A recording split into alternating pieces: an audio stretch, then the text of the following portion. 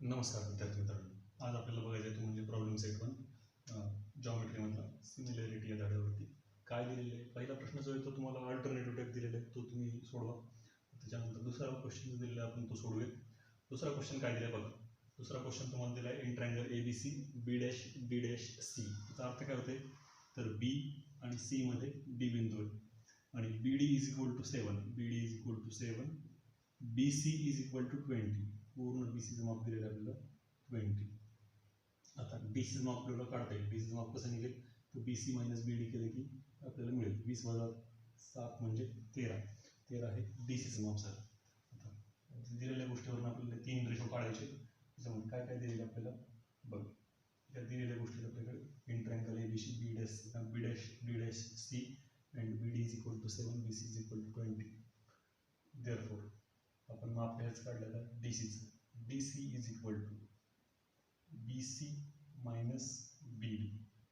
BCची value किती आहे 20 वजा 7 बरोबर 13. लागलंच तर याला रिझन पण लिहून टाकू B dash D dash C. तर किमती आपल्याला मिळालेल्या आहेत. आता एक रेशो बघूया आपण काय दिलं आहे. Area of triangle ABD upon area of triangle ADC असं आपल्याला पहिल्यांदा विचारलेलं आहे. ABD आणि ADC कुठे बघा. ABD आणि ADC. आता या दोन ट्रायंगलमध्ये आता सारखं तर काहीच नाही आहे दिसत. आता याला काय करूया आपण एक परपेंडिक्युलर हाईट टाकूया याच्यावरती. काय होईल याच्यामध्ये समजा एक जर परपेंडिक्युलर आपण टाकला तर समजा AM परपेंडिक्युलर टाकला आपण याच्यामध्ये तर आता इथे काय होतं बघा ADC या ट्रायंगलसाठी पण AM हाईट होते, ABD ट्रायंगलसाठी पण AMच हाईट होते आणि ABC या ट्रायंगलसाठी सुद्धा AMच हाईट होते. म्हणजे सगळे ट्रायंगल जे आहेत ते इक्वल हाईटचे. जर ट्रायंगल इक्वल हाईटचे असतील तर त्यांचा रेशो एरियाचा रेशो जो आहे तो त्यांच्या करस्पॉन्डिंग बेसच्या प्रपोर्शनमध्ये असतो. Here triangle ABD and triangle ADC are of equal heights.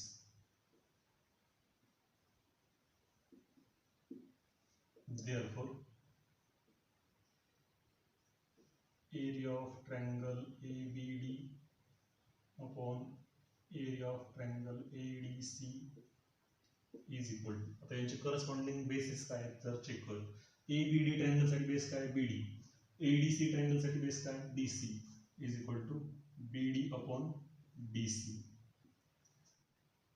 Triangles of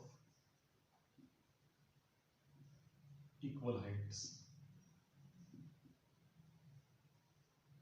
BD ची व्हॅल्यू किती आपल्याकडे आलेली बघा. BD ची दिलेली आपल्याला 7, DC ची आपण काढलेली 13 म्हणजे 7/30. त्याच्यामध्ये पुढे काही भाग जात नाही त्यामुळे हे एवढंच राहील. दुसरा क्वेश्चन पण तसंच दिलेलं आहे आपल्याला. त्याच्यामध्ये सुद्धा सेम असंच येईल आणि ते काही फरक येत नाही त्याच्यामध्ये. ABD आणि ABC दोन ट्रायंगल दिलेले आहेत. ABD आणि ABC मोठा ट्रायंगल आणि छोटा ट्रायंगल दोघांसाठी सुद्धा AM हीच हाईट आहे त्याच्यामध्ये. म्हणजे इथं पण तसंच होते. Here triangle ABD and triangle ABC are of equal heights. Therefore, आता इथं जसं आलं इक्वल हाईट्स ट्रायंगल म्हणून रेशो जो आहे तो बेसच्या प्रपोर्शन आला तसंच ते इथं पण येणार आहे. देअरफॉर वाटलंच ते लिहू वाक्य इथे. Their ratio of areas is in proportion with their corresponding bases.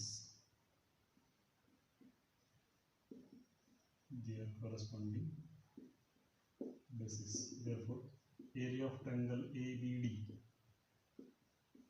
upon area of triangle ABC is equal to basis काय जर चेक करा. पहिल्याचा BD आणि मोठ्या ट्रायंगलचा BC हा बेस आहे. BD upon BC. BD ची व्हॅल्यू किती आहे 7, BC ची 20 म्हणजे 7/20. थर्ड क्वेश्चन पण सेम असाच आहे याच्यातला. ट्रायंगल ADC आणि ABC म्हणजे हा ट्रायंगल आणि मोठा ट्रायंगल दिलेला आहे. त्याच्यामध्ये सुद्धा असंच आहे. AM हीच हाईट आहे दोघांची. त्याच्यामुळे इथं पण इक्वल हाईटचे ट्रायंगल मिळतात आपल्याला. Here triangle ADC and triangle ABD are of equal heights or same heights, therefore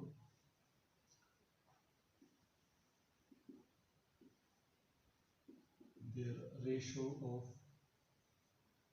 areas is in proportion with their corresponding bases.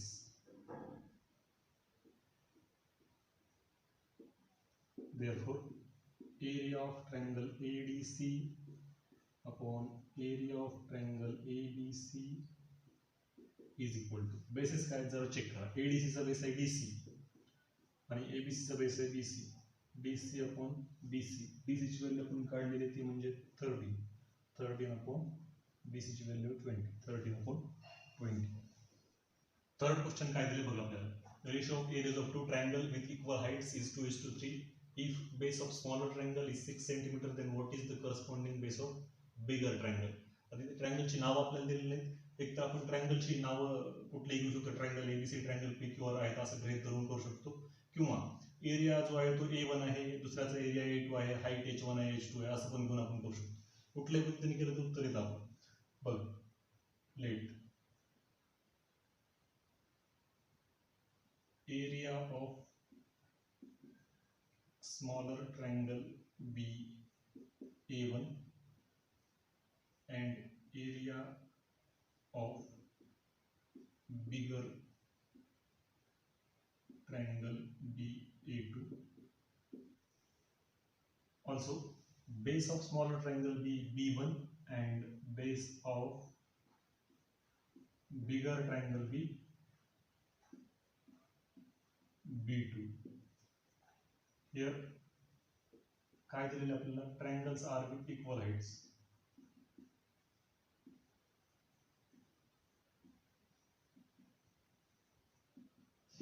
Therefore, area of triangle 1 with respect to area of triangle 2 is equal to base 1 upon base 2. Base 1 upon base 2. आपल्याला त्याचं proportion आधी दिलेलं आहे, ते किती दिलेलं आहे, 2:3 दिलेलं आहे, इज इक्वल टू बेस दिलेलं आहे आपल्याला स्मॉलर ट्रायंगलचा म्हणजे 6 आणि B2 ची व्हॅल्यू आपल्याला काढायची. Therefore, B2 is equal to 6 into 3 divided by 2. 2 1 2 3 6 3 3 9 म्हणजे 9 युनिट. काय मिळालं आपल्याला, B2 काय आहे, पण base of bigger triangle is equal to 9 units. चौथा क्वेश्चन काय दिलेला बघा आपल्याला, दोन राईट अँगल ट्रायंगल दिलेले आहेत पण त्यांचा बेस जो आहे तो इक्वल आहे. BC हा दोघांचाही बेस आहे, AB पहिल्याची हाईट आहे, BC दुसऱ्याची हाईट आहे, हाईट दिलेली आहे आपल्याला, बेस इक्वल आहे. आता याच्यानुसार आपल्याला या दोघांचा रेशो काढायचा आहे ट्रायंगल साठीचा. Here triangle ABC and triangle DCB, ABC आणि DCB या दोघांमध्ये बेस जे आहे ते कॉमन आहे, are with same base.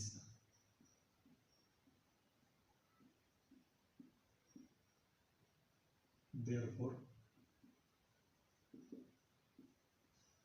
their areas are in proportion with corresponding heights.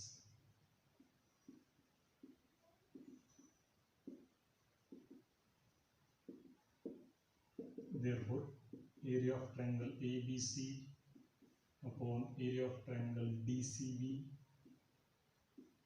is equal to AB पहिल्याची हाईट आहे आणि दुसऱ्याची हाईट आहे ती DC. AB ची व्हॅल्यू आपल्याला दिली आहे 6, DC दिलेली आहे 8, 2 ने भागले 2 3 6 बेचूक 8 म्हणजे 3:4 किंवा 3/4. एक क्वेश्चन काय दिला बघा आपल्याला, एक फिगर दिलेली, त्या फिगर मध्ये दोन ट्रायंगल तयार होतात, PQS वरच्या बाजूला आणि QRS खालच्या बाजूला. या दोन ट्रायंगल मध्ये आपल्याला त्यांचा एरिया सांगितला आहे, एकाचा 100 स्क्वेअर सेंटीमीटर, दुसऱ्याचा 110 स्क्वेअर सेंटीमीटर आहे. PM ची किंमत दिलेली आपल्याला 10 सेंटीमीटर, आपल्याला विचारलेलं आहे NR ची किंमत काढा. आता हे दोन ट्रायंगल जर आपण बघितले तर काय मिळतं बघायचं, PQS आणि QRS असे दोन ट्रायंगल जर बघितले, हा बेस जो आहे QS हा दोघांसाठी कॉमन आहे. बेस जर कॉमन असेल किंवा इक्वल असेल तर त्यांचे एरिया कशाच्या प्रोपोर्शनमध्ये असतील तर करस्पॉन्डिंग हाईटच्या. मग हाईटच्या हिशोबाने आपण बघूया काय मिळतं आपलं उत्तर ते. Here triangle PQS and triangle QRS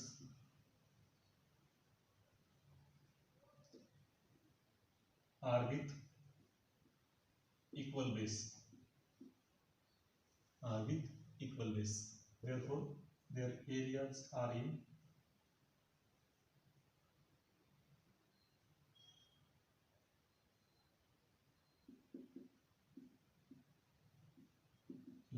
proportion of corresponding heights.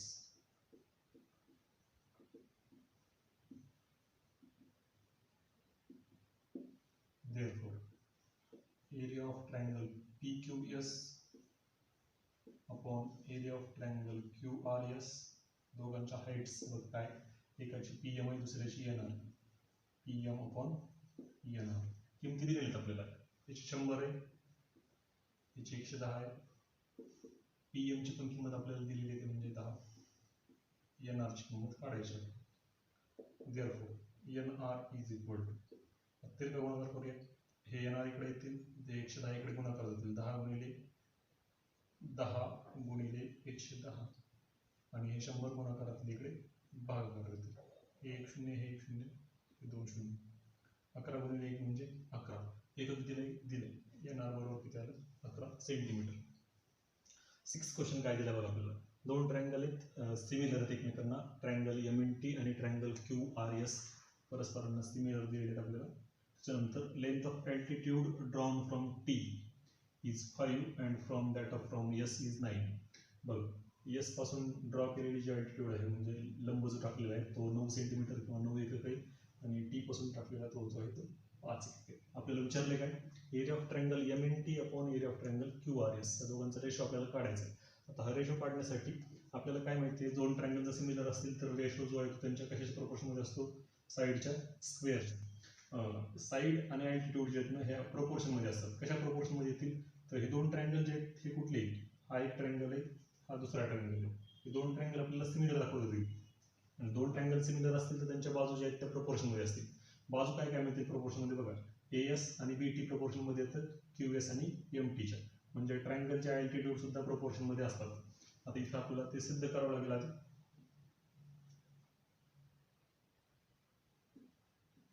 In triangle दोन ट्रायंगल घेऊया आपण, या अल्टिट्यूड मध्ये झालेलं जो एक ट्रायंगल आहे वरच्या इकडचं आहे आणि इकडचं आहे, कुठले ट्रायंगल घ्यायचं आहे, SAQ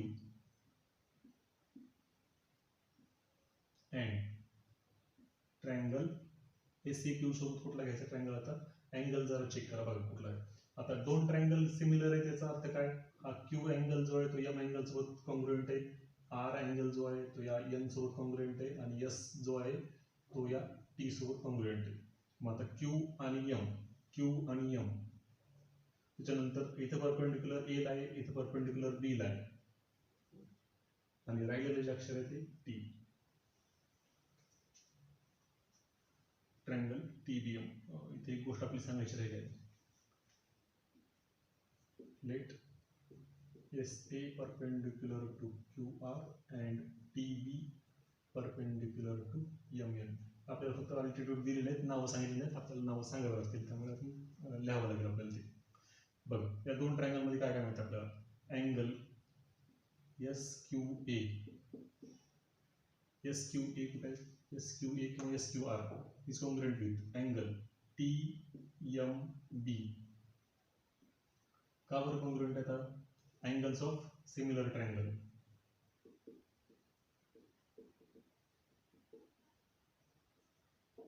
किंवा आपण हे दोन ट्रायंगल सिमिलर म्हणून याचे अँगल सिमिलर का असं पण दाखवू शकतो आणि त्याच्यावरून पण लिहू शकतो.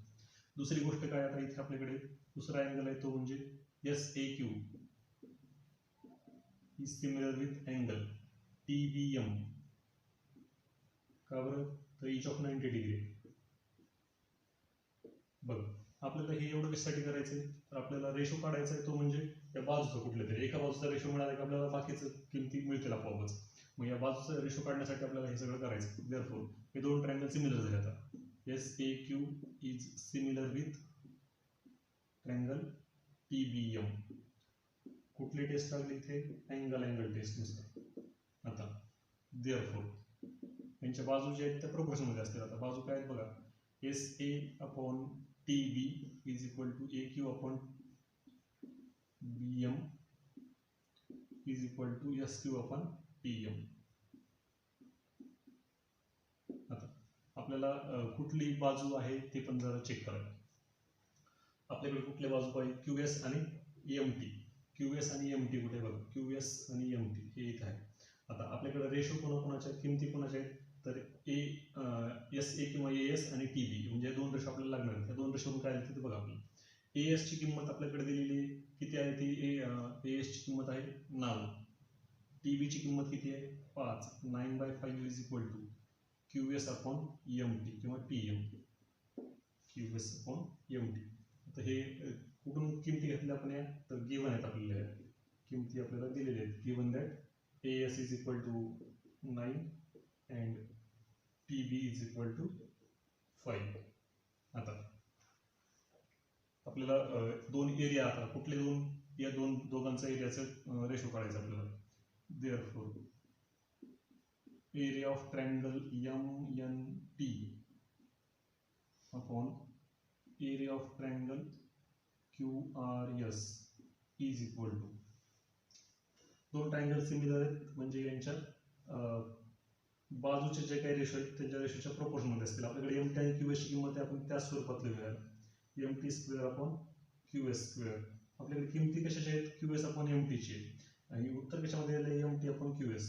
देअरफॉर म्हणजे किमती कशा असतील? त्याच्या अपोजिट असतील. 5 अपॉन 9 आणि स्क्वेअर. 5 चा स्क्वेअर 25, 9 चा स्क्वेअर ते 81. 25 अपॉन 81. 7th क्वेश्चन काय दिला बघा आपल्याला. 7th क्वेश्चन काय दिलं आपल्याला? एक फिगर दिलेली आणि या फिगर मध्ये DE आणि AB या परस्परांना पॅरलल आहेत. AD चं माप दिलेले 5, DC दिलेले 3 आणि पूर्ण BC चं माप दिलेले 6.4. आपल्याला काढायचं BE चं. समजा BE चं माप जर x असं गृहीत धरलं आपण तर आता काय मिळतं आपल्याला बघा. पूर्ण BC चं माप 6.4 आहे, BE चं x आहे म्हणजे EC चं माप आपल्याला दोघांची वजाबाकी करून मिळेल. म्हणजे EC चं माप किती मिळतं आपल्याला? 6.4 मायनस x. हे कोणाचं माप आलं? EC चं. आता कशासाठी काढलं एवढं सगळं आपल्याला? काय बघा, एक त्रिकोण आहे आणि या त्रिकोणामध्ये एक लाईन जी आहे ती दुसऱ्या बाजूला पॅरलल आहे. मग असं ज्यावेळेस असतं त्यावेळेस आपल्याला बेसिक प्रोपोर्शनल थेरम वापरता येते. हे जे दोन रेशो तयार होतील 3:5 इज इक्वल टू हे दोन रेशो इक्वल असतील. मग त्याच्यावरून आपल्याला लिहिता येतं. काय काय दिलेले आपल्याला? या दिलेल्या गोष्टी इथे आहेत. A dash D dash C B dash E dash C. Segment D is parallel with side AB. आणि काय करायचं? फाइंड आपल्याला BE. आता फाइंड BE करायचं आपल्याला. मग इथे बघा काय काय मिळतं आपल्याला. Let BC is equal to x. Therefore EC is equal to 6.4 minus x. का बरं? तर B आणि C च्या मध्ये E बिंदू B dash E dash C. 9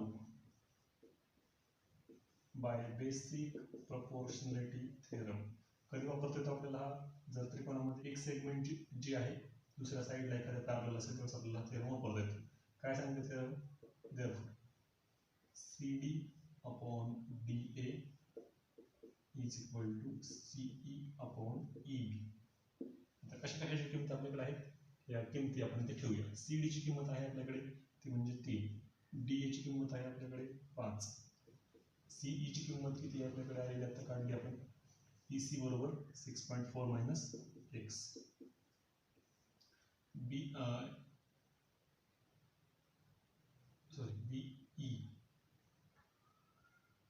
ची किंमत किती काढली आपण? x. आता ते गुणाकार करूया. 3 into x is equal to 3x which is equal to 6.4 into 5. 6.4 into 5 32 minus 5x. 6.4 into 5 करून बघा वाटलं असतं. 4 पंचे 20, 6 पंचे 30 आणि 2 32.1 नंतर 32. आता हे 5x जे ते इकडे येतील. 3x plus 5x is equal to 32. therefore 8x is equal to 32, therefore x is equal to 32 upon 8, 32 upon 8 is equal to 4. कशाची किंमत काढायची आहे आपल्याला b ची, therefore b ची किंमत आपण कन्सिडर काय केली ती x, x ची किंमत किती आली 4, therefore b is equal to 4 unit. आठवा क्वेश्चन काय दिला बघा आपल्याला. तर आठव्या क्वेश्चन मध्ये आपल्याला सांगितलेलं काय, तर सेगमेंट PA, QB, RC आणि SD परपेंडिक्युलर आहेत लाईन AD ला. लाईन AD ला परपेंडिक्युलर आहेत AB, BC, CD आणि PS च्या किमती आपल्याला दिलेल्या आहेत. PQ, QR आणि RS ची किमती काढायची. PQ, QR आणि RS ची किमती आपल्याला काढायच्या.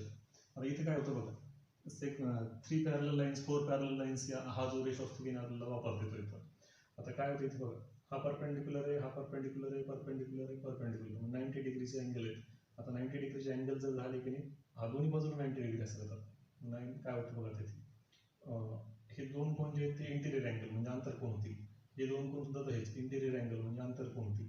हे दोन कोण सुद्धा इंटिरियर अँगल किंवा करस्पॉन्डिंग अँगल टेस्टनुसार सुद्धा आपण सांगू शकतो. हे दोन अँगल 90 डिग्रीचे आहेत म्हणजे इक्वल आहेत, हे दोन अँगल 90 डिग्री आहेत म्हणजे इक्वल आहेत, हे दोन अँगल 90 डिग्री म्हणजे इक्वल आहेत. करस्पॉन्डिंग अँगल टेस्टनुसार सुद्धा आपण हे सांगू शकतो की या लाईन्स ज्या आहेत SD, RC, QB आणि PA परस्परांना पॅरलल आहेत.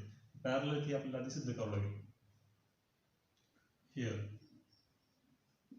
काय काय आहे आपल्याकडे, तर दिलेल्या गोष्टी आपण वाटलंच तर ह्याच घेऊ.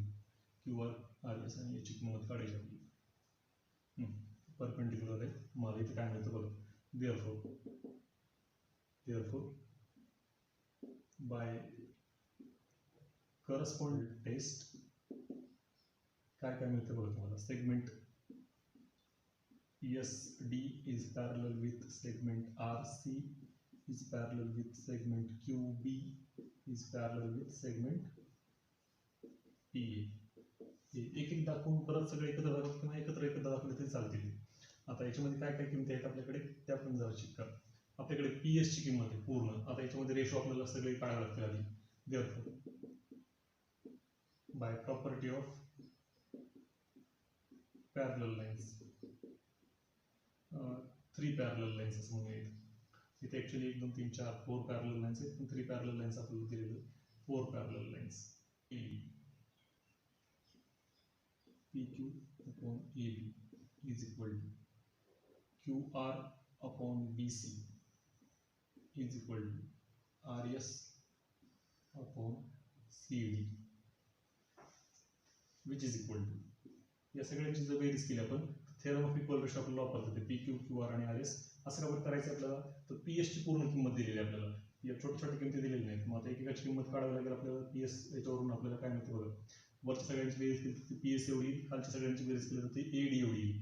आपल्याकडे AD ची किंमत आपल्याला काढता येईल, PS ची किंमत दिलेली आहे म्हणजे हा रेशो आपल्याला मिळेल. एक एक रेशो घेऊन आपण किंमती काढू शकतो. मग आता याच्यासाठी आपल्याला काय दिलेलं आहे तर किमती बघूया आता एकदा. PQ, QR आणि RS या सगळ्यांची बेरीज करून बघू किती येते. therefore by theorem of equal ratio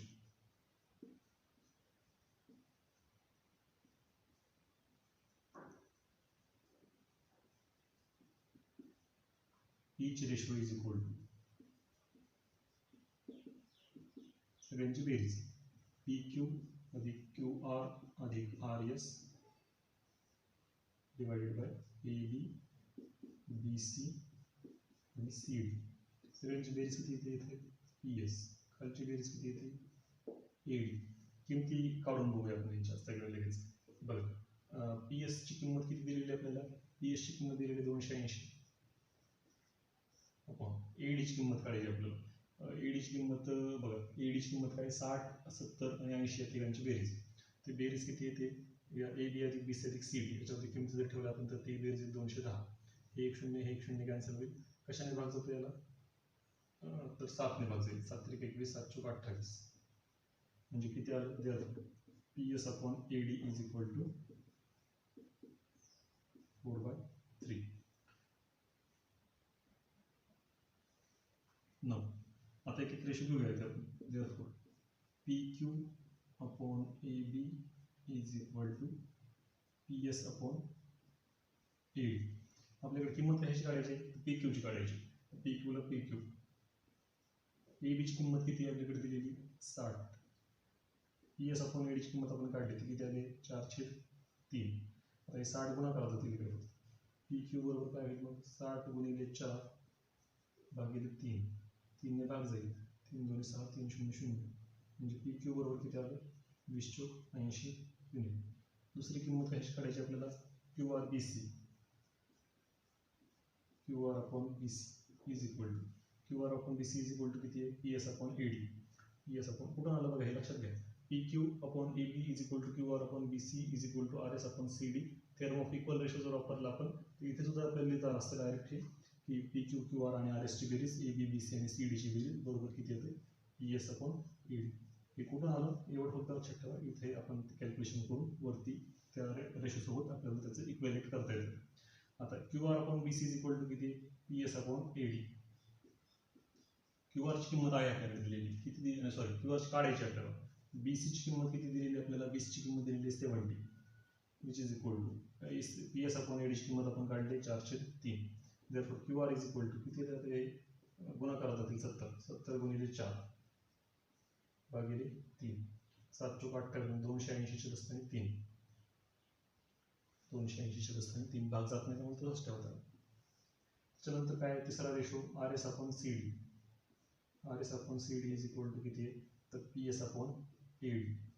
आता R S upon C D R एसची किंमत किती आहे आपल्याकडे काढायची. सी डीची किंमत किती दिली आपल्याला 80 विच इज इक्वल टू किंमत किती याची 403. Therefore R S is equal to किती मिळते आपल्याला R S is equal to 80 गुणाकार जातील 80 गुणिले 4 म्हणजे 320 आणि 3 तशाला तशी इथं पण भाग जात नाही त्यामुळे उत्तर तसंच ठेवायचं. 10वा क्वेश्चन काय दिला बघा आपल्याला. एक ट्रायंगल दिलेला आहे. या ट्रायंगलमध्ये दोन अँगल बायसेक्टर सांगितलेले आहेत. ए बी सीचा एक अँगल बायसेक्टर आहे बी एक्स आणि ए सी बीचा किंवा अँगल बायसेक्टर आहे तो म्हणजे सी एक्स. दोन्ही अँगल बायसेक्टर जे एक्स मध्ये एकमेकांना इंटरसेक्ट करतात आणि एक जर पुढे एक्सटेंड केलं तर ते बी सीला वाय मध्ये इंटरसेक्ट करते. तुम्हाला काय किमती दिलेल्या आहेत. ए बीची किंमत दिलेली 5 ए सी दिलेले 4 ए बी 5 ए सी 4 बी सीची पूर्ण किंमत दिलेली आहे 6 आणि ए एक्स अपॉन ए वाय हा रेशो तुम्हाला काढायला सांगितलेला आहे. आता इथे अँगल बायसेक्टर आहे म्हणजे अँगल बायसेक्टर थेरम आपल्याला वापरायचा आहे. एका वेळेला या त्रिकोणासाठी करूया आपण अँगल बायसेक्टर एका वेळेला या त्रिकोणासाठी करूया. काय किमती मिळतात आपल्याला बघूया. हे गणित तुम्हाला दोन पद्धतीने करता येईल. एक तर बी वायची किंमत जी आहे ती एक्स कन्सिडर करा आणि त्याच्यावरनं वाय सीची किंमत किती येईल आता तर 6 पूर्ण हे एक्स आहे म्हणजे हे 6 वजा एक्स येईल 6 वजा एक्स 6 मायनस एक्स अशी किंमत घेऊन तुम्ही करू शकता. किंवा थेरम ऑफ इक्वल रेशो वापरून सुद्धा हे गणित आपल्याला करता येते. हे सगळं दिलेल्या गोष्टी bisectors angle of angle B and angle C of triangle A B C intersect each other in point x. Line AX intersects side BC in y. AB is equal to 5, AC is equal to 4, BC is equal to 6. AX upon x ची किंमत आपल्याला काढायची. Late BY ची किंमत consider करूया. BY is equal to x. Therefore YC ची किंमत किती मिळणार आहे आपल्याला. Therefore YC is equal to 6 किंवा BC minus BY. का बरं असं होतंय तर बी वाय आणि सी एकाच रेषेमध्ये बिंदू आहेत. मग BC ची किंमत किती आहे 6 मायनस एक्स. YC ची किंमत पण आपल्याला मिळाली 6 मायनस एक्स. 9 एक एक ट्रायंगल घेऊया. अलीकडचे ट्रायंगल पलीकडचे triangle. Now in triangle A B Y by angle bisector theorem काय मिळते आपल्याला. अँगल तयार झाला बघा ए बी आणि B Y. A B upon B Y. आता एक गोष्ट लक्षात घ्यायची बी वाय बी सी येणार नाही. काय येणार नाही आपण ट्रायंगल इतकाच घेतलेला आहे फक्त. A X upon X Y is equal to A X upon X Y. आता दुसरी गोष्ट काय मिळते आपल्याला. त्याला इक्वेशन नंबर 1 देऊया. दुसरा ट्रायंगल जो आहे तो आपला त्याच्यामध्ये पण चेक करूया किंवा याची किंमत ते काढायची असेल तर काढून घेऊया इथे. X therefore X upon X Y is equal to A B ची किंमत किती आहे. ए बी ची किंमत आहे 5 एक्स आणि पुन्हा काय खाली बी वाय. बी वाय ची किंमत किती आहे एक्स. वाटलं त्याला इक्वेशन नंबर 1 नाव. In triangle A C Y by angle bisector theorem काय मिळते आपल्याला बघा. काय मिळते A C upon C Y. A C upon C Y is equal to A X upon X Y. Therefore ax upon X Y is equal to A C ची किंमत किती आहे 4. एक्स वाय ची किंमत किती आहे 6 मायनस एक्स 6 मायनस एक्स. आता हे इक्वेशन नंबर 2. इक्वेशन 1 आणि 2 मध्ये काय सारखं आहे बघा, ax/xy ax/xy एकाच्याच दोन व्हॅल्यू आपल्याला आलेले आहेत. मग काय मिळतं आपल्याला फ्रॉम 1 and 2, फ्रॉम 1 and 2 काय मिळतं आपल्याला 5x is equal to 4 divide by 6 minus x. ते का गुणाकार करूया. 5 कंसात 6 वजा x बरोबर 4 गुणिले x म्हणजे 4x. 6 पंचे 30 वजा 5x बरोबर हे 30 बरोबर हे 5x बरोबरचे पुढे गेल्यानंतर अधिक 5x होते. म्हणजे आपल्याला किंमत काय मिळते आता इथे 9x बरोबर 30. therefore x बरोबर किती आलं, x बरोबर आलं 30/9. भाग जातो कशाने 3 ने. 3 × 30 3 × 9 10/3 आली. कशाची किंमत आली पण ती या x ची किंमत आली. आपल्याला काढायची कशाची ax/xy. आता ax/xy ची किंमत इथे काढूया आपण. therefore from ax/xy is equal to 5 किती 10/3.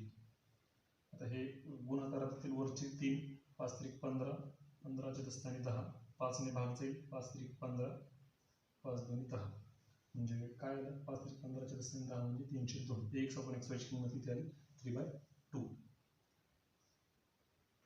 पुढच्या गणितात काय दिलं बघा, in quadrilateral ABCD segment AD is parallel with segment BC. AD आणि BC पॅरलल दिलेले आणि काय सांगितलेलं आहे diagonal BC intersects each other in point P. Then show that AP/PD is equal to PC/BP. हे इकडे लिहूया आपण. AP/PD is equal to PC/BP. हे आपल्याला शो करायचं. ही जी दिलेली गोष्ट आहे आपल्याला त्या दिलेल्या गोष्टी लिहिलेल्या जातात परत लिहिण्यापेक्षा. बघा आता इथे काय होतं, हे दोन ट्रायंगल जे आहेत वरचा एक ट्रायंगल आणि हा खालचा एक ट्रायंगल, हे दोन ट्रायंगल सिमिलर दाखवायचे. रेशो काय येते ते नंतर बघूया आपण. काय काय म्हणते आपल्याला 9 इन ट्रायंगल. आता सिमिलर दाखवण्यासाठी कसोटी आहेत, अँगल टेस्ट आहे, अँगल टेस्ट आहे किंवा SAS टेस्ट आहे, SSS टेस्ट आहे. कुठली टेस्ट लागू होईल ते अँगल बस झालेली. कसं मिळतं बघा, हे दोन रेषा पॅरलल आहेत AD आणि BC म्हणजे हे हा अँगल आणि हे अँगल अल्टरनेट अँगल होती. हे दोन वर्टिकली ऑपोजिट अँगल आहेतच. परत हे दोन अँगल जे हे दोन अँगल सुद्धा अल्टरनेट अँगल होती म्हणजे आपल्याला अँगल टेस्ट वापरता येते. आता कुठले दोन ट्रायंगल होत बघा, in triangle APD and triangle. आता A सोबत अँगल कुठला आहे C, P सोबत P, CPB. काय काय मिळतं आपल्याला अँगल APD घेण्यापेक्षा आपल्याला दोन्हीला रिझन एक असली तर त्याच्यामुळे PAD घेऊ आपण. PAD is congruent with angle PCB आणि दुसरा अँगल कुठला आहे तर PDA is congruent with angle PBC. दोघांना एकच रिझन आहे का बरं, अल्टरनेट अँगल्स आहेत. therefore triangle APD is similar with triangle CPB. का बरं अँगल टेस्ट नुसार. आता अँगल टेस्ट नुसार जर दोन ट्रायंगल इक्वल असतील तर त्यांच्या बाजू ज्या आहेत त्या प्रोपोर्शन मध्ये असतील. AP/CP is equal to PD/PB is equal to AD/CB. हे कशामुळे दिले आपण congruent sides of similar triangles. आता सिद्ध काय करायचं आपल्याला बघा, AP/PD. आता AP/PD असा रेशो कुठंच नाहीये पण AP आणि PD हे दोन रेशो मिळतात आपल्याला आणि PC आणि BP म्हणजे हे दोन रेशो आपल्याला फक्त बाजूला घेऊया. therefore AP/CP is equal to PD/PB. आता PD जो आहे तो अलीकडे घेऊया आणि CP बरोबरच्या पुढे घेऊन जाऊ म्हणजे AP अपॉन काय मिळालं आपल्याला PD आणि हे CP जे आहे ते बरोबरच्या पुढे घेऊन जाऊ. CP ला आपल्याला PC असं पण लिहिता येतं म्हणजे PC/PB. आपल्याला काय सिद्ध करायचं होतं PB ला BP लिहूया PC/PB. Hence proved. 9वा जो क्वेश्चन आहे 9वा आणि 12वा क्वेश्चन ऍक्टिव्हिटी टाइप क्वेश्चन्स आहेत तेवढे तुम्ही सोडवायचा प्रयत्न करा. त्याच्यानंतर आपण डायरेक्ट 13वा क्वेश्चन करूया. नमस्कार विद्यार्थी मित्रांनो, शांभवीज अकॅडमी या आपल्या यूट्यूब चॅनलमध्ये आपल्या सर्वांचं सहर्ष स्वागत. जर व्हिडिओ आवडला तर लाईक, सबस्क्राईब आणि शेअर करायला विसरू नका.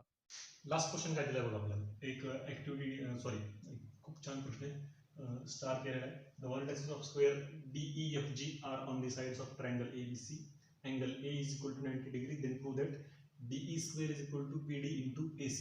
याच्यासोबत आपल्याला हिंट पण दिलेली काय सांगितलं त्यांनी हा ट्रायंगल GBD आणि इकडचं एक ट्रायंगल हे दोन ट्रायंगल जे आहेत ते सिमिलर दाखवा असं सांगितलेलं आहे आणि GD DE आणि EF ची व्हॅल्यू सारखी आहेत असं सांगा आणि त्याच्यावरून प्रूव्ह करा सांगितलं. आता काय काय बघा एक गोष्ट लक्षात घ्यायची हा GFPD हा स्क्वेअर याचा अर्थ त्याचे सगळे अँगल 90 डिग्रीचे त्या सगळ्या बाजू जे आहेत त्या सारख्या आहेत म्हणजे GD DE EF आणि FG या सगळ्या बाजू सारख्या आहेत. आता हा 90 डिग्री असेल तर त्याच्या शेजारचा अँगल सुद्धा 90 डिग्रीचा होतोय हा सुद्धा 90 डिग्रीचा होईल. काय होते बघा हा ट्रायंगल आणि हा ट्रायंगल आपल्याला सिमिलर दाखवायचे हे दोन ट्रायंगल सिमिलर दाखवत असताना आता हे डायरेक्ट सिमिलर आपल्याला मिळत नाहीत आपल्याला याच्यासाठी काय करावं लागतं हा तिसरा ट्रायंगल जो तयार झालेला आहे या ट्रायंगलची मदत घ्यावी लागते आपल्याला. पहिला आणि तिसरा ट्रायंगल एक सिमिलर असं दाखवायचं तिसरा आणि दुसरा सिमिलर असं दाखवायचं आणि म्हणून मग पहिला आणि दुसरा सिमिलर आहे असं आपल्याला दाखवता येतं. मग याच्यासाठी आपल्याकडे काय काय गोष्टी आहेत तर हा 90 डिग्रीचा अँगल आहे हा 90 डिग्रीचा आहे एक अँगल झाला. आता दुसरा अँगल त्याच्यासोबत आपल्याला पाहिजे. आता GF आणि DE या अपोजिट साइड स्क्वेअरच्या म्हणजे पॅरलल आहेत परस्परांना पॅरलल आहेत हे ट्रान्सव्हर्सल आहे त्याची तर इथला अँगल आणि इथला अँगल काय होता आता करस्पॉन्डिंग अँगल म्हणजे हे दोन अँगल सुद्धा कॉन्ग्रुएंट होतील. हे दोन अँगल कॉन्ग्रुएंट झाले हे दोन अँगल 90 चे म्हणजे कॉन्ग्रुएंट आहेत म्हणजे अँगल टेस्टनुसार हे दोन ट्रायंगल सिमिलर झाले. सेम इकडच्या बाजूला हा 90 डिग्रीचा अँगल आहे हा 90 डिग्रीचा आहे इथला अँगल आणि इथला अँगल करस्पॉन्डिंग अँगल होईल हे दोन अँगल करस्पॉन्डिंग आणि हे दोन अँगल 90 डिग्रीचे कॉन्ग्रुएंट झाले म्हणजे अँगल टेस्टनुसार हे दोन ट्रायंगल सिमिलर होतील. हे दोन ट्रायंगल सिमिलर झाले की आपल्याला त्याच्यावरून काय सांगता येते की हा ट्रायंगल आणि हा ट्रायंगल सिमिलर आहे एकमेकांना. मग सिमिलर जर असतील तर त्याच्या बाजू ज्या आहेत त्या प्रोपोर्शन मध्ये मिळतील आपल्याला आणि बाजू प्रोपोर्शन मध्ये आली की आपल्याला ही किंमत काढता येईल. बघ एक एक गोष्ट आपण इथे सिद्ध करायचा प्रयत्न करूया आधी एक एक गोष्ट आधी सांगूया आपण काय सांगितलेलं आपल्याला quadrilateral DEFG is a square therefore काय काय प्रॉपर्टी आपल्याला मिळतात त्या प्रॉपर्टी आपण इथे लिहून ठेवूया सगळे या सगळ्या बाजू ज्या आहेत त्या इक्वल असतील DE EF FG आणि DG आणि सगळे अँगल सुद्धा काय असतील angle D angle E angle F आणि अँगल G सगळे काय असतील 90 डिग्रीचे. कशावरून लिहिलं आपण हे property of square properties of square. आता काय दाखवायचं आपल्याला दोन ट्रायंगल पहिला आणि तिसरा लिहू इन ट्रायंगल आता एक ट्रायंगल खालचं घ्यायचं आपल्याला BDG किंवा GBD अँड आता दुसरा ट्रायंगल घेत असताना सिमिलॅरिटी लावण्यासाठी करस्पॉन्डन्स जरा चेक करा GBD असा ट्रायंगल घेतलाय आपण. आता GBD या ट्रायंगल मध्ये D 90 डिग्रीचा आहे वरच्या ह्याच्यामध्ये जो आहे तो A 90 डिग्रीचा आहे म्हणजे A इथे लास्ट अक्षर असेल B या B अँगल सोबत G अँगल कॉन्ग्रुएंट आहे म्हणजे इथं G. आता राहिलंय कुठलं अक्षर वरच्या ह्याच्यामधलं ते F म्हणजे ट्रायंगल FGA. काय काय मिळतं आपल्याला इथे बघा सोबत अजून एक गोष्ट इथंच लिहायला पाहिजे होती काय तर GF आणि DE पॅरलल असतील GF आणि DE पॅरलल असतील. मग आता एक गोष्ट आपल्या इथे लागणार आहे म्हणून आपण इथे लिहिली आधीच. आता अँगल कुठला अँगल आहे तर GDB is congruent with angle कुठला आहे FAG. बघ GDB हा अँगल आणि FAG म्हणजे हा अँगल हे दोन 90 डिग्रीचे म्हणून इक्वल आहेत. का बरं इक्वल लिहिले आपण त्याचं रिझन लिहिलं आपण इच ऑफ 90 डिग्री. त्याच्यानंतर दुसरा अँगल जो आहे तो आपण काय दाखवलेला आहे GBD is congruent with angle AGF GBD is congruent FGA. का बरं करस्पॉन्डिंग अँगल्स आहे वाटलंच तर हे रिझन इथे आपण परत लिहू शकतो GF पॅरलल आहे DE ला.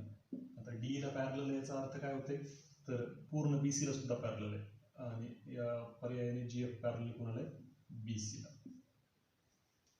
Therefore triangle GBD is similar with triangle FGA by AA test. Equation number 1.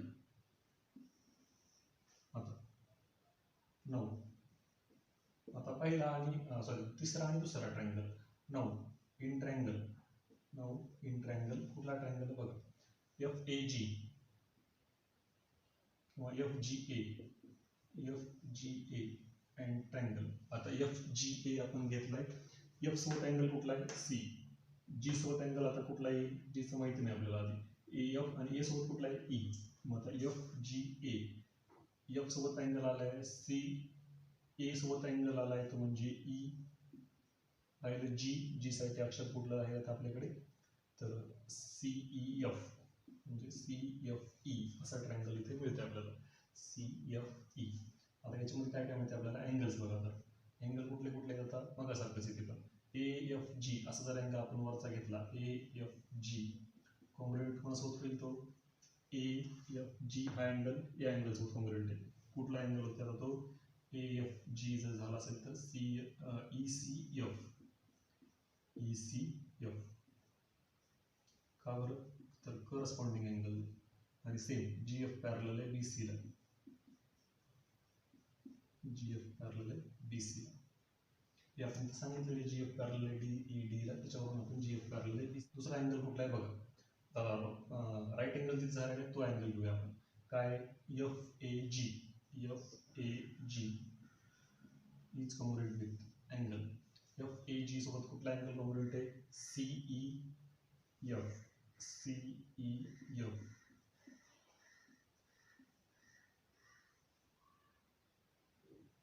each of 90 degree. Angle test काय म्हणतात आपल्याला, हे दोन ट्रायंगल सिमिलर झाले. Triangle FGA is similar with triangle CFE. Equation number 2 बघा काय काय आलं. एका ठिकाणी आपण सांगितलं GBD सिमिलर आहे FGA ला, एका ठिकाणी सांगितलं FGA सिमिलर आहे CFE. मग इक्वेशन 2 आणि 1 आणि 2 वरून आपल्याला काय म्हणते, from 1 and 2 triangle GBD is similar with triangle CFE. असं जर असेल तर आपल्याला याचे रेशो आता मिळतील बाजूंचे. काय मिळतील, GB upon CF is equal to BD upon FE is equal to GD upon CE. का बरं, corresponding sides of similar triangles. आता जर आपल्याला सिद्ध काय करायचे ते बघ, DE स्क्वेअर पाहिजे आपल्याला is equal to BD into EC. BD आणि EC इथं आहे, BD आणि EC इथून मिळणार आहे. GD आणि FE कुठे जरा चेक करा, GD आणि FE या स्क्वेअरच्या साईड्स आहेत. आता स्क्वेअरच्या सगळ्या साईड्स इक्वल्स असतील म्हणजे GDच्या जागेवरती आपल्याला DE लिहिता येईल, FEच्या जागेवर सुद्धा आपल्याला DE लिहिता येईल, म्हणजे DE स्क्वेअर आपल्याला मिळतो. आपल्याला हे दोन रेशो जे पाहिजे तेवढेच बाजूला घेऊ आपण. BD upon FE is equal to GD into EC. Therefore ते गुणाकार करूया किंवा याची किमती चेंज करून घेऊ. BD ला BD ठेवूया इथे, BD अपॉन FE ची किंमत किती आहे तर DE is equal to GD ची किंमत किती आहे ती पण DEच आहे. बघा BD upon DE is equal to DE upon AC. का बरं, सिन्स या चौरसाच्या बाजू आहेत त्या सगळ्या सारख्या असतील म्हणजे GD बरोबर DE बरोबर FE असणार आहे. अतिरिक्त गुणाकार करूया, DE गुणिले DE म्हणजे DE स्क्वेअर आणि BD गुणिले EC. आपल्याला काय सिद्ध करायचं होतं, हे सिद्ध करायचं.